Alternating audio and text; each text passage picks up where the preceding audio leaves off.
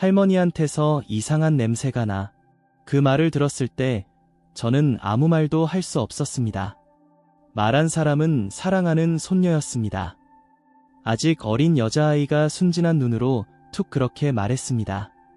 저는 지금까지 항상 청결을 유지하며 살아왔습니다. 아침에는 깨끗하게 세수하고 저녁에는 매일 물을 끓여 몸을 깨끗이 씻으려고 노력했습니다. 다른 사람에게 불쾌감을 주지 않도록 머리카락과 옷도 단정히 하고 주변에 대한 배려도 잊지 않으려고 했습니다. 그런데 손녀가 던진 그 순수한 한마디에 저는 가슴을 찔리는 듯한 기분이었습니다. 그날 밤 이불 속에서 조용히 등을 웅크린 채 저는 소리 없이 눈물을 뚝뚝 흘렸습니다. 이제 제 무릎 위에는 오지 않을지도 모른다. 그런 생각이 가슴 속에서 조용히 퍼져나갔습니다. 제 이름은 타무라 요시코, 올해 77세입니다. 지금까지 큰 병 없이 건강하게 지역 모임에도 참석해왔습니다. 그런데 최근 문득 신경 쓰이는 것이 있습니다. 전철을 탔을 때 옆자리가 비어있는데도 아무도 앉으려 하지 않는다. 집에서는 며느리가 제 방에 들어오자마자 창문을 연다. 손녀가 갑자기 얼굴을 찌푸리기도 합니다. 혹시 저도 노인 냄새가 나는 것은 아닐까? 그런 의심이 마음속 깊이 서서히 퍼져나갔습니다. 이야기를 듣는 여러분 중에도 비슷한 경험을 하신 분이 계실 것입니다. 가족 중 누군가가 아무렇지도 않게 환기를 시키거나 손녀가 예전처럼 애교를 부리지 않게 되거나 어쩌면 자신도 모르는 사이에 노인 냄새라고 불리는 냄새를 풍기고 있을지도 모릅니다. 하지만 부디 안심하십시오. 저는 지금까지 연인원 1만 명 이상의 고령자를 진찰해온 내과 의사후에다 신이치라고 합니다. 그 과정에서 저는 한 가지 확신에 이르렀습니다. 사실 고령자의 약 99%가 어떤 특유의 냄새를 풍기게 됩니다. 하지만 자신은 그것을 깨닫지 못하는 것이 현실입니다. 게다가 가족도 그것을 좀처럼 지적할 수 없습니다. 그렇기 때문에 모르는 채 아무에게도 배우지 못하고 고민하는 분들이 정말 많습니다. 생각해 보십시오. 예를 들어 어떤 할아버지가 이런 경험을 했습니다. 매일 제대로 목욕을 하는데도 말이야. 어느 날 아들이 친구를 집에 데려왔을 때 그 아이가 속삭이는 소리가 들렸어. 할아버지 냄새나 라고 말이야. 그 이후로 내 방에서 좀처럼 잠을 잘 수 없게 되었어. 이처럼 아무렇지도 않은 한마디가 마음을 깊이 상처 입힙니다. 저도 여러 번 진찰실에서 그런 상담을 받아왔습니다. 그렇기 때문에 오늘은 여러분에게 왜 노인 냄새가 발생하는지, 그것을 어떻게 예방할 수 있는지, 그 구체적이고 효과적인 방법을 의학적 근거를 바탕으로 알기 쉽게 알려드리겠습니다. 이것은 누군가를 비난하기 위함이 아닙니다. 그리고 자신을 비난할 필요도 전혀 없습니다. 노화로 인한 신체 변화는 자연스러운 일입니다. 하지만 올바르게 관리하면 그 고민은 훨씬 가벼워질 수 있습니다. 노인 냄새, 그것이 자신일지도 모른다고 깨달았을 때 얼마나 많은 분들이 마음속으로 충격을 받을까요? 하지만 그것은 당신의 잘못이 아닙니다. 냄새의 원인은 분명한 이유가 있으며 예방이나 개선도 가능합니다. 저는 지금까지 셀 수 없이 많은 고령자들을 보아왔습니다. 그 과정에서 밝혀진 것은 냄새에는 명확한 과학적인 이유가 있다는 것입니다. 가장 먼저 땀의 변화에 대해 이야기해 봅시다. 인간은 매일 무의식적으로 많은 땀을 흘립니다. 젊었을 때는 땀을 흘림으로써 몸의 노폐물이나 독소가 밖으로 배출되는, 말하자면 몸을 청소하는 역할을 했습니다. 그런데 나이가 들면서 이 땀의 양이 크게 줄어듭니다. 실제로 60대가 넘으면 땀의 분비량이 20대 시절의 절반 이하가 된다고 합니다. 땀을 흘리지 않게 되어서 좋은 것 아니냐고 생각하는 분도 계실지 모릅니다. 하지만 그것은 큰 오해입니다. 땀이 줄어들면 체내에 남아있는 노폐물이 피부 표면에 쌓이기 쉬워지고 그것을 먹이로 세균이 번식하여 특유의 냄새를 만들어내게 됩니다.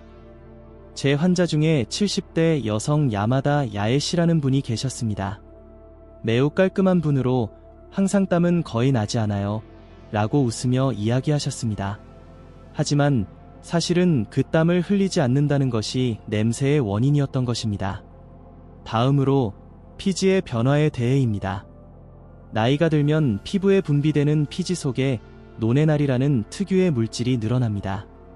이것은 젊은 사람에게는 존재하지 않는 것으로 40대 후반부터 조금씩 늘어나기 시작하여 70대에 가장 많아진다고 합니다. 노네날은 산화된 지방산으로 만들어집니다. 이것이 피부에 남으면 독특한 오래된 기름 같은 냄새를 풍깁니다. 이것이 이른바 노인 냄새라고 불리는 원인 중 하나입니다. 이것은 신체의 자연스러운 변화입니다. 하지만 올바르게 관리하면 상당히 경감할 수 있다는 것도 또한 사실입니다.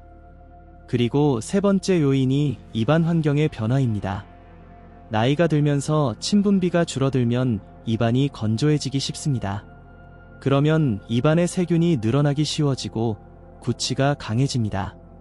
저는 매일 양치질을 하는데도 말이야. 그렇게 생각하실지도 모릅니다. 하지만 문제는 침입니다. 침에는 입안의 균형을 유지하는 중요한 역할이 있습니다. 그 침이 줄어들면 입안이 산성으로 기울어져 세균이 활발해지는 것입니다. 80대 남성 사토 시게오 씨가 이런 이야기를 해주셨습니다. 아침에 일어나면 입안이 바싹 마르고 왠지 냄새가 나는 것 같아서 말이야. 아무에게도 말할 수 없었지만 사실은 계속 신경 쓰였어. 이것은 매우 흔한 상담입니다. 하지만 지금까지의 이야기에서 알 수 있듯이 냄새의 원인에는 노폐물의 축적, 피지의 변화, 구강 내 건조라는 명확한 메커니즘이 있습니다. 그렇기 때문에 몸을 씻는 것만으로는 불충분한 경우도 많습니다. 하지만 반대로 말하면 올바르게 알고 올바르게 대책을 세우면 누구든지 개선할 수 있습니다. 그럼 어떻게 해야 할까? 어디를 어떻게 바꿔야 손녀가 다시 웃으며 안아줄까? 그런 여러분의 질문에 지금부터 하나하나 정성껏 답변해 드리겠습니다. 이제 손녀가 제 방에 오지 않게 되었다. 며느리가 들어오면 바로 창문을 열게 되었다. 그런 목소리를 저는 지금까지 여러 번 들어왔습니다. 하지만 어떤 단 하나의 습관이 그 고민을 바꿔주었다. 그렇게 말하는 분들이 지금은 많이 있습니다. 그것이 바로 매일 올바른 씻는 방법입니다. 게다가 시간은 단 3분. 특별한 도구도 비싼 비누도 필요 없습니다. 오늘부터 바로 시작할 수 있는 누구든지 할 수 있는 방법입니다. 사실 몸의 어떤 새 곳을 제대로 씻는 것만으로도 채취의 90% 이상이 경감될 수 있다는 데이터가 있습니다. 그럼 그 세 부위는 어디인지 하나하나 소개해 드리겠습니다. 먼저 첫 번째는 피부가 접히는 부분입니다. 즉, 목의 주름, 겨드랑이 아래, 가슴 아래, 발가락 사이, 무릎 뒤, 팔꿈치 안쪽, 그리고 서해부, 이른바 허벅지 안쪽입니다. 이러한 부위는 땀이 고이기 쉽고 잘 마르지 않으며 세균이 매우 번식하기 쉬운 환경입니다. 그럼에도 불구하고 거울로도 잘 보이지 않고 손이 닿기 어려운 곳이기도 하여 의식적으로 씻지 않는 분들이 매우 많습니다. 78세의 스즈키 후미코 씨는 이런 경험을 하셨습니다. 선생님이 알려주신 대로 겨드랑이와 가슴 아래를 정성껏 씻었더니 아들 며느리가 최근 시어머니 방에서 냄새가 안 나네요. 라고 말해줬어요. 눈물이 날 정도로 기뻤어요. 그렇습니다. 단순한 씻는 방법이 아닙니다. 정성껏 씻는 것, 이것이 매우 중요합니다. 요점은 부드러운 수건이나 손바닥을 사용하여 부드럽게 문지르듯이 씻는 것입니다. 박박 세게 문지를 필요는 없습니다. 오히려 피부를 손상시키면 오히려 냄새의 원인이 될 수 있으므로 너무 힘을 주지 않도록 주의하십시오. 다음으로 두 번째 부위, 그것은 털이 많은 부분입니다. 특히 두피, 겨드랑이, 그리고 남성이라면 가슴털이나 코털 등 이러한 털이 있는 부위는 피지와 땀이 고이기 쉽고 냄새의 온상이 됩니다. 제 환자 중에 80세의 다나카 히데오 씨는 이렇게 말씀해 주셨습니다. 솔직히 머리 감는 것은 옛날부터 대충 했어요. 하지만 선생님 말씀대로 손가락 끝으로 마사지하듯이 정성껏 감았더니 그 키키한 냄새가 줄어든 것을 저 스스로도 실감했어요. 두피는 보이지 않기 때문에 주의가 필요합니다. 손가락 끝으로 천천히 두피를 마사지하듯이 씻으십시오. 거품을 낸 3% 머리 전체를 감싸듯이 그것만으로도 오랫동안 축적된 냄새가 조금씩 옅어질 것입니다. 그리고 세 번째 부위는 감염이 많은 부분입니다. 구체적으로는 발가락 사이, 발바닥, 그리고 손바닥입니다. 이 부위는 매우 많은 감염이 집중되어 있으며 하루 종일 신발이나 장갑 등으로 덮여 있는 경우가 많기 때문에 습하고 세균이 번식하기 쉬워집니다. 84세의 야마구치 마사코 씨는 이렇게 말씀하셨습니다. 오랫동안 발냄새가 신경 쓰여서 항상 신발을 벗는 것이 부끄러웠어요. 하지만 선생님이 발가락 사이까지 정성껏 씻고 제대로 말리는 것을 알려주신 후부터 정말 냄새가 신경 쓰이지 않게 되었어요. 특히 발은 단순히 씻는 것뿐만 아니라 제대로 말리는 것이 중요합니다. 젖은 채로 두면 다시 세균이 번식하기 때문입니다. 목욕 후에는 수건으로 발가락 사이까지 물기를 꼼꼼히 닦아내십시오. 게다가 신발도 중요합니다. 매일 같은 신발을 신지 말고 하루씩 번갈아 신으며 충분히 말린 후 사용하세요. 가능하다면 중간에 베이킹 소다를 뿌려두면 냄새 제거 효과를 기대할 수 있습니다. 여기까지 들으시니 어떠셨나요? 씻어야 할 세 가지 부위는 주름지고 접힌 부분, 털이 많고 감염이 많으며 습하기 쉬운 부분입니다. 이 모든 것은 아주 약간의 의식만으로도 누구나 쉽게 할 수 있는 일입니다. 단순히 몸을 씻는 것이 아니라 올바르고 정성스럽게 씻는 것. 그 습관이 냄새뿐만 아니라 자신과 가족과의 관계까지도 변화시킵니다. 매일 목욕도 하고 몸도 정성스럽게 씻는데 왜 아직도 신경 쓰이는 냄새가 남아있을까? 그렇게 느껴본 적 없으신가요? 사실 몸 바깥쪽의 관리만으로는 냄새를 완전히 억제할 수 없습니다. 우리 몸은 먹은 것으로 만들어집니다. 즉, 섭취한 것이 돌고 돌아 피부와 냄새로 나타나는 것입니다. 어느 날 74세의 사사키 유리코 씨가 제 진료실에서 이렇게 말했습니다. 저는 마늘이나 파를 정말 좋아해요. 그런데 그게 체취의 원인일까요? 유리코 씨, 좋은 질문입니다. 확실히 마늘이나 파 같은 자극적인 식재료는 일시적으로 냄새로 나타나기 쉽지만 사실 장기적으로는 냄새를 억제하는 힘도 있습니다. 이것은 조금 의외일 수도 있습니다. 마늘에는 알리신이라는 성분이 포함되어 있어 항산화 작용이 매우 높고 체내 세균을 억제하는 힘이 있습니다. 실제로 마늘이나 양파를 매일 조금씩 먹었던 분들이 한 달 후에는 냄새가 완화되었다고 말하는 사례도 많습니다. 물론 양이나 타이밍에는 주의가 필요하지만 완전히 피해야 할 식재료는 아닙니다. 그렇다면 냄새를 억제하기 위해 적극적으로 섭취해야 할 식재료는 무엇일까요?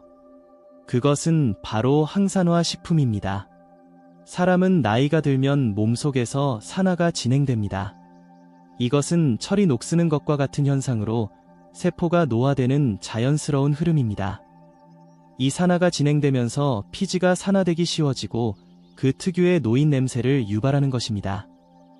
따라서 그 산화를 막는 항산화 성분을 많이 함유한 식재료를 의식적으로 섭취하는 것이 중요합니다.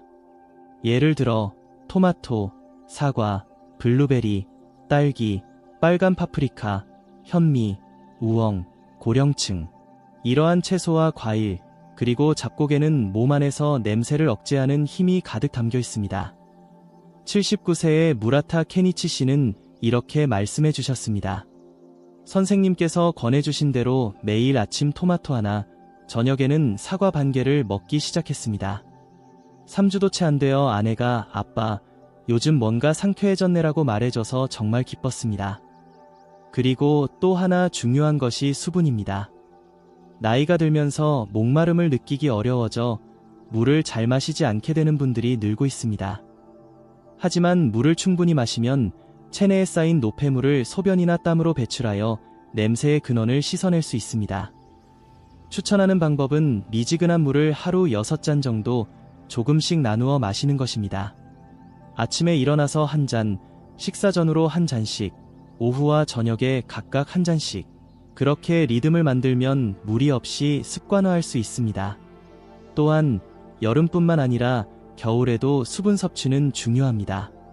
실내 난방 등으로 건조해지기 쉽고 모르는 사이에 수분이 부족해지기 때문입니다. 게다가 오이, 수박, 가지, 토마토 등 수분이 많은 채소를 식사에 포함하면 더욱 자연스럽게 수분을 보충할 수 있어 추천합니다. 85세의 타카기 시즈코 씨는 어느 날 이런 말씀을 하셨습니다. 선생님 말씀대로 아침에 미지근한 물을 마시기 시작한 후로 화장실 가는 횟수도 늘고 몸이 가벼워진 것 같아요.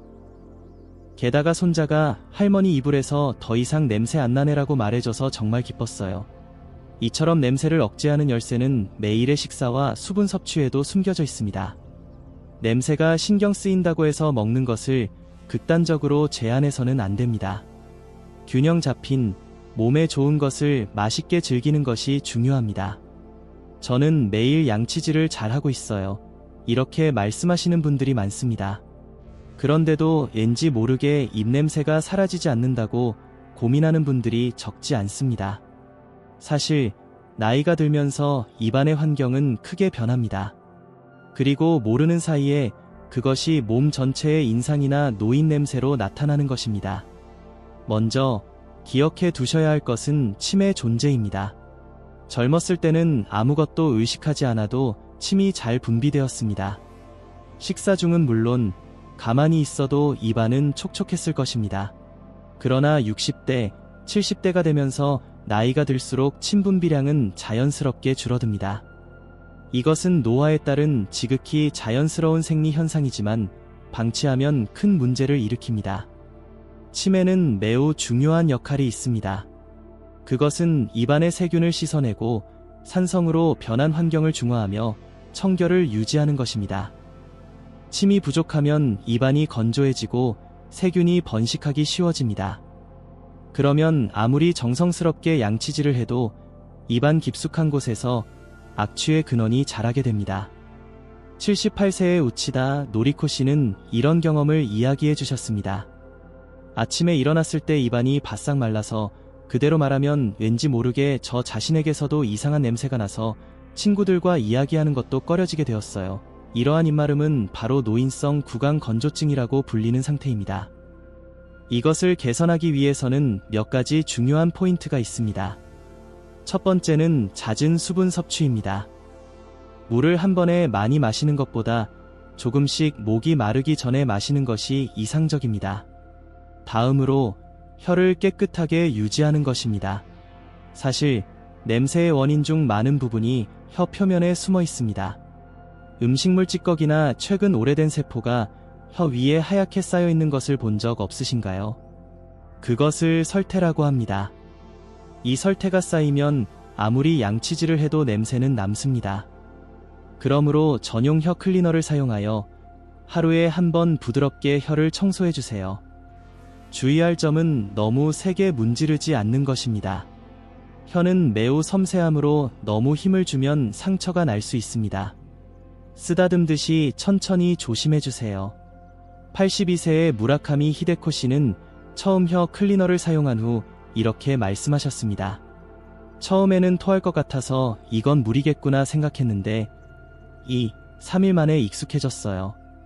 지금은 매일 아침 습관이 되었어요. 덕분에 손자에게도 할머니 숨결이 깨끗하네라는 말을 들었어요. 또 다른 포인트는 씹는 것입니다.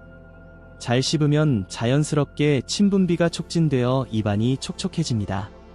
특히 추천하는 것은 자일리톨이 함유된 껌입니다. 식사 후에 10분 정도 씹는 것. 이것으로 침의 흐름이 원활해지고 구취도 예방할 수 있습니다. 게다가 치아가 좋지 않아 잘 씹지 못하는 분들은 부드러운 음식 중에서도 씹는 습관을 의식하는 것이 중요합니다. 예를 들어 무조림이나 사과 간 것을 잘 씹어 맛보는 것만으로도 효과가 있습니다. 그리고 입 관리에서 가장 잊지 말아야 할 것이 마음의 여유입니다. 사람들과 이야기할 기회가 줄어들고 입을 움직이지 않게 되면 침 분비도 줄어듭니다. 그렇기 때문에 매일 소리내어 대화하는 것, 이것 또한 훌륭한 구강 건강법입니다. 냄새는 누군가와 거리를 만들게 하는 것입니다. 하지만 당신이 정성스럽게 관리하면 냄새는 부드럽게 멀어지고 사람들과의 거리는 자연스럽게 가까워질 것입니다. 커피를 마시면 마음이 편안해진다. 저녁 술 한 잔이 하루의 끝을 즐겁게 해준다. 그런 마음은 정말 잘 이해합니다. 우리의 일상에는 치유의 습관이나 소소한 보상이 필요합니다. 그런데 그 늘 마시는 한 잔이 모르는 사이에 냄새를 강하게 하고 있다면 잠시 귀 기울여 주시겠습니까? 먼저 커피에 대해 아침에 잠을 깨기 위해 한 잔을 마시는 분들도 많을 것입니다. 커피는 향도 좋고 마음을 안정시켜주는 음료이지만 동시에 이뇨 작용이 강한 음료이기도 합니다. 즉, 커피를 마시면 체내 수분이 쉽게 손실되어 입과 피부가 건조해지기 쉽습니다. 건조는 세균 번식을 돕고 냄새의 원인이 됩니다. 하지만 저는 커피를 너무 좋아해서 끊을 수 없어요. 이런 말씀을 듣기도 합니다. 물론 억지로 끊을 필요는 없습니다. 중요한 것은 커피를 마셨다면 같은 양의 물을 마시는 것입니다. 이것만으로도 체내 수분 균형이 유지되어 냄새의 원인을 줄일 수 있습니다. 이어서 알코올, 술 또한 냄새에 크게 영향을 미칩니다. 술을 마시면 체내에서 아세트알데히드라는 물질이 생성됩니다. 이것은 분해되지 못한 채땀이나 숨에 섞여 배출되기 때문에 술 냄새라고 불리는 특유의 냄새가 되는 것입니다. 70대의 가와사키 세이이치 씨는 예전에 매일 밤소주를 마셨습니다. 설마 그게 몸냄새의 원인일 줄은 생각도 못했어요 라고 말씀하셨지만 술을 주 3회로 줄이고 대신 보리차나 채소를 마시도록 한 것만으로 한 달 후에는 아들이 방에 와주게 되었다며 웃음을 보여주셨습니다. 알코올을 완전히 끊는 것은 어려울 수 있지만 양을 줄이는 것, 일주일에 며칠은 휴식일을 만드는 것, 마신 후에는 충분히 수분을 섭취하는 것, 그것만으로도 몸은 제대로 반응해줍니다. 그리고 냄새와 깊이 관련된 또 다른 존재, 그것이 바로 장내 환경입니다. 장은 먹은 것을 소화, 흡수할 뿐만 아니라 체내 노폐물과 독소를 배출하는 중요한 기관입니다. 하지만 과도한 흥분이나 변비로 인해 장의 움직임이 둔해지면 몸 안에 불필요한 것들이 오랫동안 머물게 되고 그 일부가 혈액에 흡수되어 피부나 땀으로 배출됩니다. 즉, 장 기능이 떨어지면 냄새도 강해지기 쉽다는 뜻입니다. 변비는 바로 그 대표적인 신호입니다. 장 안에 오랫동안 머물러 있던 변이 발효, 부패하여 암모니아나 황화수소와 같은 강한 냄새를 풍기는 가스를 만들어냅니다. 이 가스가 혈액으로 흡수되어 최종적으로는 피부나 숨으로 배출됩니다. 이것이 채취로 외부로 나타나는 것입니다. 예전에는 매일 나왔는데 요즘은 3일에 한 번 정도가 되었다는 목소리가 적지 않습니다. 대책으로는 역시 식이섬유 섭취가 중요합니다. 우엉, 연근, 현미, 나토, 미역, 톳, 그리고 과일과 채소, 이것들을 의식적으로 섭취함으로써 장의 움직임이 촉진되고 배변도 원활해지며 냄새도 줄어듭니다. 78세의 하마다 스미코 씨는 아침 식사에 잡곡밥과 된장국, 과일을 챙겨 먹기 시작한 후로 배변이 원활해지고 배의 팽만감도 사라져 몸이 가벼워진 것 같다고 말씀해 주셨습니다. 우리 몸은 매일의 축적으로 이루어져 있습니다. 냄새 또한 갑자기 발생하는 것이 아니라 입으로 들어가는 것, 몸으로 흡수되는 것, 몸에서 나가는 것, 각각의 균형에 따라 결정됩니다. 몸은 깨끗하게 씻고 음식에도 신경 쓰고 있는데 그래도 뭔가 이상하다고 느꼈을 때 꼭 다시 한번 살펴보셨으면 하는 것이 바로 주변 환경입니다. 냄새는 몸에서 나는 것뿐만 아니라 옷, 침구, 방의 공기 등 생활 공간 자체에도 배어들 수 있습니다. 그것이 자신도 모르는 사이에 놓인 냄새라고 불리는 원인이 되는 것입니다. 먼저 옷과 속옷에 대해 말씀드리겠습니다. 유류는 우리 피부에서 나오는 땀과 피지를 직접 흡수합니다.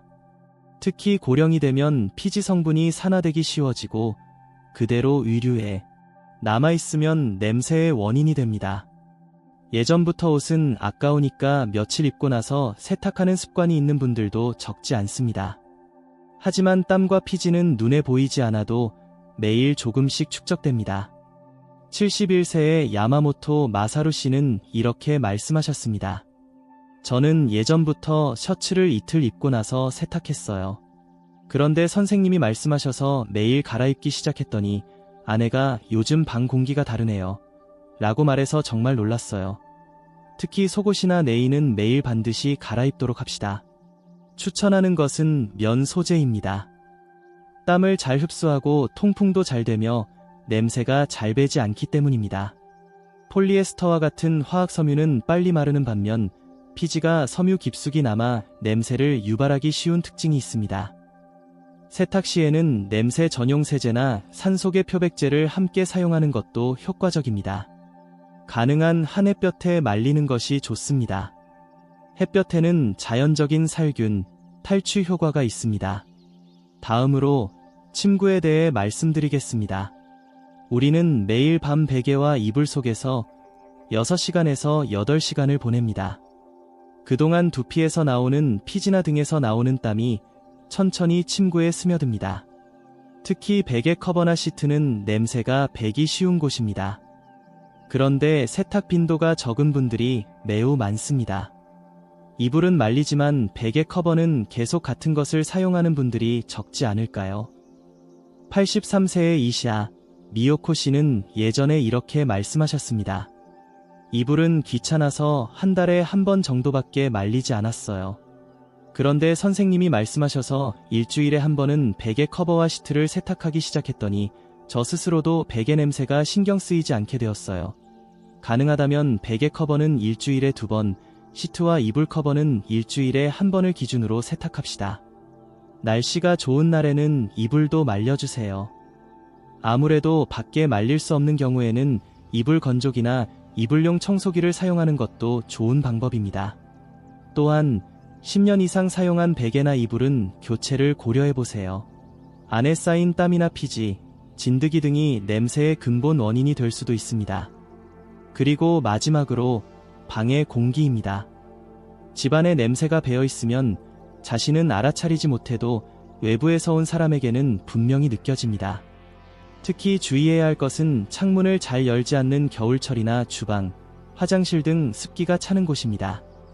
중요한 것은 자주 환기하는 것입니다. 하루에 2번, 아침과 저녁에 10분씩 창문을 여는 것만으로도 공기의 질이 크게 달라집니다. 실내 공기가 새롭게 교체되면서 습기나 냄새의 원인도 함께 밖으로 나갑니다. 화장실에는 숯이나 커피 찌꺼기를 그릇에 담아두면 자연적인 탈취 효과도 기대할 수 있습니다. 87세의 아오키 타다오 씨는 이렇게 말씀해 주셨습니다. 겨울에는 추워서 환기 같은 건 생각도 안 했어요. 그런데 10분만 하기로 정하고 해봤더니 방 공기가 상쾌해지는 걸 알게 됐어요. 손님이 와도 예전처럼 신경 쓰이지 않게 됐죠. 옷, 침구, 공기, 이것들을 정돈하는 것은 몸만큼이나 중요합니다. 아무리 깨끗하게 해도 냄새는 주변의 천이나 공기에 남아 있습니다. 하지만 그 하나하나를 아주 조금만 의식해서 바꾸는 것만으로도 가족의 반응이 달라집니다. 손주가 가까이 다가옵니다. 자신 스스로도 조금씩 밝은 기분이 됩니다. 지금까지 노화로 인해 발생하는 냄새의 메커니즘과 그 대책에 대해 자세히 말씀드렸습니다.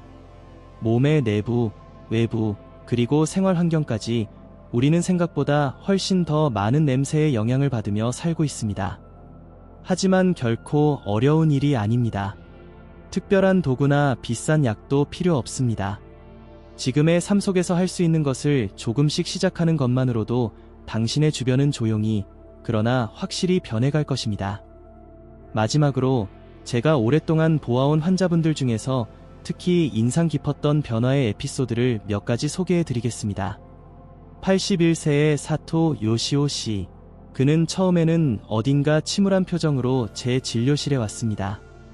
아들이 방에 들어오려 하지 않고 손주도 가까이 오지 않아서 자신이 뭔가 잘못한 건가 하고 물어보니 요시오 씨는 외모도 깨끗하고 집도 정성껏 청소되어 있었습니다. 하지만 한 가지 간과했던 것이 베개와 이불 세탁이었습니다. 저는 조언했습니다. 먼저 베개 커버를 일주일에 2번 세탁해보세요. 그것만으로도 공기가 달라질 거예요. 그는 순순히 실천했습니다. 그러자 불과 2주 후 이런 말을 해주셨습니다. 선생님, 손주가 할아버지 방에서 좋은 냄새 나요 하면서 들어왔어요. 오랜만에 안아줬어요. 그 말에 저도 가슴이 뭉클했던 것이 지금도 기억납니다. 또 다른 분은 74세 여성, 무라이 요시에 씨. 그녀는 수십 년 동안 가족을 위해 헌신하며 자신을 뒷전으로 밀어왔던 분이었습니다. 제 냄새 때문에 손주가 안 오는 건 아닐까 무서웠어요. 그런 그녀가 시작한 것은 매일 아침 미지근한 물 한 잔과 혀를 부드럽게 닦는 새로운 습관이었습니다. 처음에는 이런 걸로 변할까 하고 의심했다고 하지만 3주 후에는 웃는 얼굴로 이렇게 말씀하셨습니다. 신기하네요. 거울 속 제 얼굴이 왠지 모르게 조금 더 부드러워 보였어요.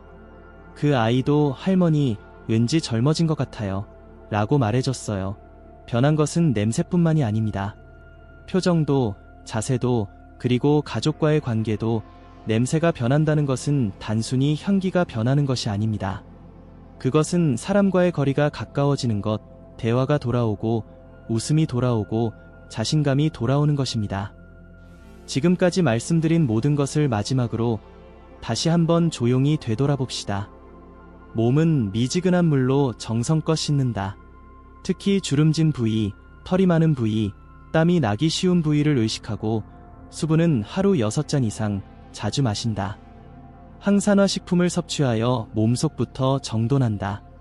입안은 혀까지 깨끗하게 침을 분비하기 위해 씹는 것도 의식하고 커피나 술은 양과 균형을 의식하여 가능하다면 물과 함께 마신다. 장을 정돈하고 변비를 예방하는 식이섬유를 중요하게 생각하고 옷과 속옷은 매일 갈아입고 침구도 일주일에 한 번은 세탁한다. 방의 공기는 하루 2번 10분 환기로 크게 변한다. 단 하나라도 좋습니다. 지금 이 순간부터 시작할 수 있는 것을 하나 선택해보세요. 그리고 일주일 후 조용히 주변을 둘러보세요. 방의 공기가 변해 있을지도 모릅니다. 거울 속 자신의 눈이 조금 더 부드러워져 있을지도 모릅니다. 그리고 가족 중 누군가가 당신에게 다시 조용히 다가와 줄지도 모릅니다. 노화는 누구에게나 찾아옵니다. 하지만 깨끗하게 지내고 편안하게 사는 것은 몇 살부터라도, 오늘부터라도 되찾을 수 있습니다. 끝까지 들어주셔서 정말 감사합니다. 이야기가 조금이라도 도움이 되셨다면 꼭 좋아요, 채널 구독 부탁드립니다. 여러분의 응원이 앞으로 저희에게 힘이 됩니다. 또한 누군가의 인생을 바꾸는 작은 계기가 될 수도 있습니다. 앞으로도 여러분의 매일이 부드러운 향기로 가득하기를 바랍니다.